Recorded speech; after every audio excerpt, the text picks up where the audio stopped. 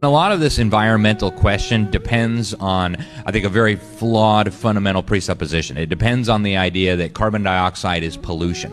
And I would argue, after interviewing hundreds of scientists, including many who've worked for the UN IPCC, many of the leading scientists in the world, that the notion that CO2 is pollution is absolutely preposterous. We exhale about 2 pounds of it every single day.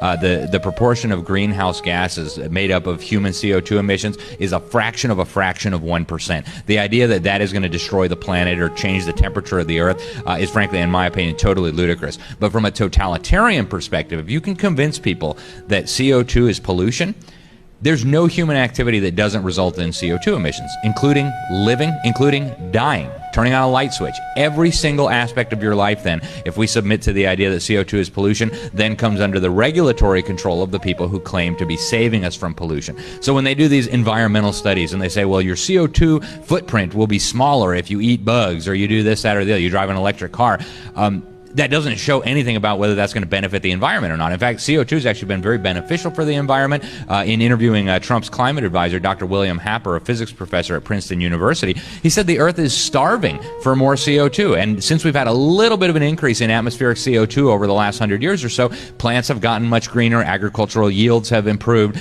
So I think we need to also talk about the fundamental presupposition here. Is CO2 really pollution? If it's not, then all these alleged environmental benefits are completely fictional.